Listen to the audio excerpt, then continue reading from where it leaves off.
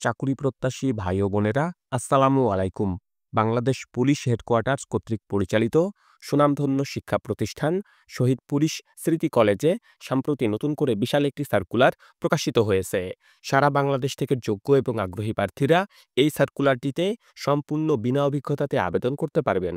তো আজকে আমি আপনাদের মাঝে পুরো সার্কুলারটি সম্পর্কেই বিস্তারিত তথ্য জানিয়ে দিব এবং সেই সঙ্গে দেখিয়ে দিব কিভাবে আপনারা এই সার্কুলারটিতে খুব সহজে আবেদন করতে পারবেন। আশা করি ভিডিওটি না কেটে শেষ পর্যন্ত দেখবেন।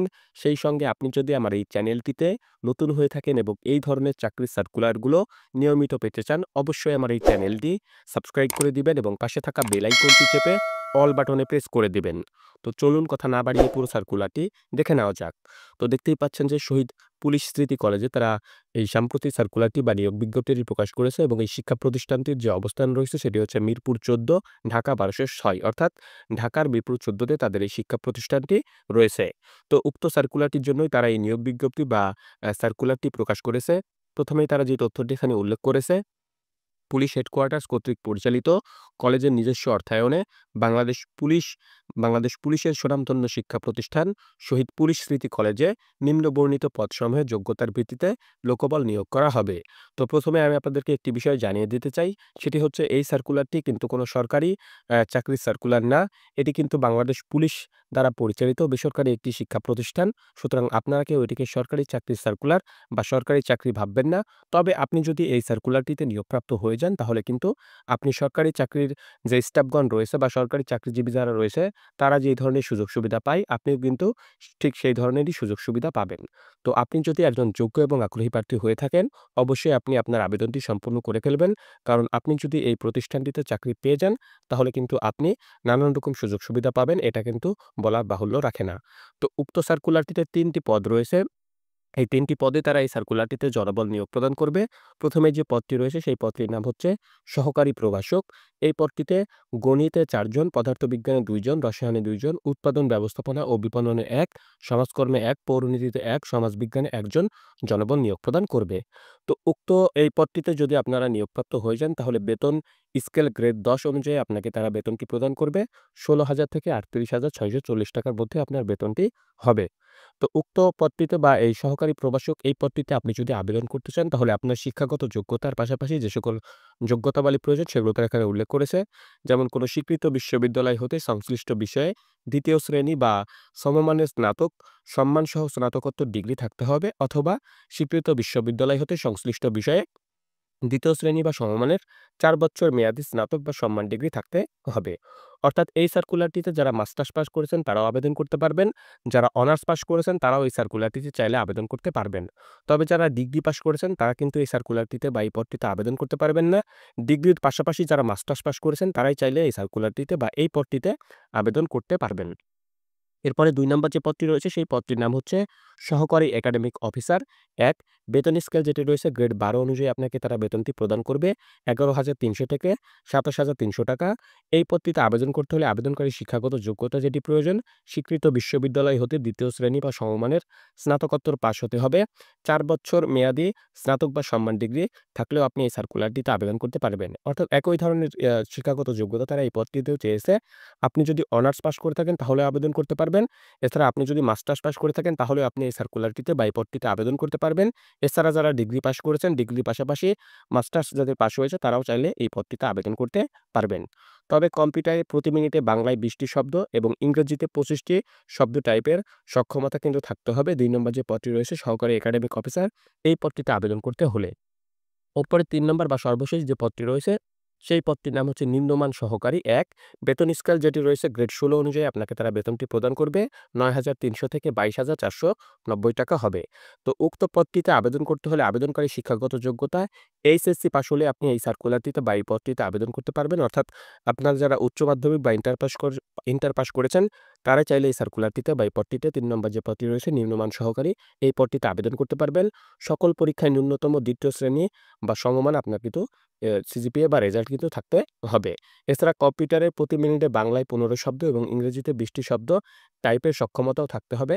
তাহলে আপনি এই পদটিতে আবেদন করতে পারবেন। তো যেভাবে আপনারা আবেদন করবেন বা আপনার কোন যোগ্যতারও প্রয়োজন সেগুলো তারা এখানে উল্লেখ করেছে। অন্যান্য উল্লেখ্য বিষয় যেগুলো রয়েছে 20/3/2025 খ্রিস্টাব্দ পর্যন্ত প্রার্থীর বয়স সহকারী প্রভাষক পদের ক্ষেত্রে সর্বোচ্চ 35 বছর হতে পারবে এবং সহকারী একাডেমিক অফিসার পদে ও নিম্নমান সহকারী এই পদটির জন্য বয়সটি সর্বোচ্চ 32 বছর হতে পারবে। অর্থাৎ 20/3/2025 এই তারিখ ধরে যারা আবেদন করবেন অবশ্যই আবেদনকারীর বয়স ১ম যে পদটি রয়েছে সহকারী প্রভাষক এই পদটির ক্ষেত্রে 18 থেকে 35 বছরের মধ্যে হতে পারবে। যদি 35 বছরের বেশি আবেদনকারীর বয়স হয়ে থাকে তাহলে কিন্তু আবেদন করা অবশ্যই যাবে না। এছাড়া ২ নাম্বার এবং ৩ নাম্বার যে পদটি রয়েছে সহকারী একাডেমিক অফিসার ও নিম্নমান সহকারী এই ২ টি পদে যারা আবেদন করবেন তাদের অবশ্যই বয়সটি কিন্তু 18 থেকে 32 বছরের মধ্যে হতে হবে। তাহলে আপনারা এই পদ ২ টিতে বা এই সার্কুলারটিতে আবেদন করতে পারবেন। জাতীয় বেতন স্কেল ২০১৫ অনুযায়ী মূল বেতন ও কলেজের প্রচলিত ভাতাদি কিন্তু প্রদান করা হবে। সুতরাং বেতনের পাশাপাশি কলেজের যে অন্যান্য সুযোগ সুবিধাগুলো রয়েছে বা ভাতাদি রয়েছে সেগুলোও কিন্তু আপনাকে তারা প্রদান করবে।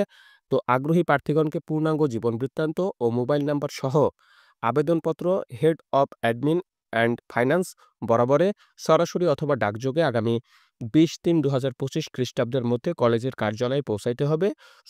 অসম্পূর্ণ আবেদনপত্র বাতিল বলে গণ্য হবে।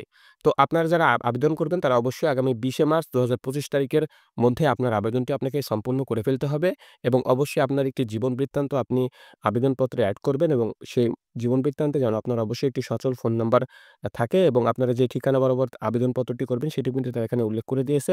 Head of admin and finance এই বরাবর আপনারা আবেদনপত্রটি সম্পূর্ণ করবেন এবং অবশ্যই আপনার আবেদনপত্রে যেন কোনো ত্রুটি না থাকে এই বিষয়ে আপনারা নজর দিবেন ভালোভাবে। দেওয়ার পরে আপনারা আপনাদের আবেদনটি চাইলে সরাসরি তাদের প্রতিষ্ঠানে পৌঁছাইতে পারেন অথবা চাইলে ডাকযোগেও আপনারা আপনাদের আবেদনপত্রটি তাদের প্রতিষ্ঠানে পৌঁছাতে পারেন। তো আবেদনপত্রের সাথে সকল সনদপত্রের সত্যায়িত কপি, ২ কপি পাসপোর্ট সাইজের রঙিন ছবি, এনআইডি এর ফটোকপি এবং ৫০০ টাকা মূল্যের পে অর্ডার শহীদ পুলিশ স্মৃতি কলেজ এর নামে সংযুক্ত করতে হবে। অর্থাৎ আপনাকে কিন্তু ৳৫০০ র একটি পে অর্ডারও করতে হবে। শহীদ আ পুলিশ স্মৃতি কলেজ এই নাম এই পে অর্ডার বরাবর আপনাকে কিন্তু ৳৫০০ অবশ্যই কিন্তু সংযুক্ত করতে হবে। সংযুক্ত করে এই যে তারা যে সকল কাগজপত্রগুলো চেয়েছে, আপনার সনদপত্র যেগুলো চেয়েছে, সনদপত্রের ফটোকপি অবশ্যই কিন্তু সেই ফটোকপিগুলো সত্যায়িত হতে হবে এবং ২ কপি পাসপোর্ট সাইজের অবশ্যই রঙিন ছবি এড করে আপনার যে জাতীয় পরিচয়পত্র রয়েছে বা এনআইডি কার্ড রয়েছে সেটারও একটি ফটোকপি এড করে আপনারা কিন্তু আবেদনপত্রের সাথে সংযুক্ত করবেন।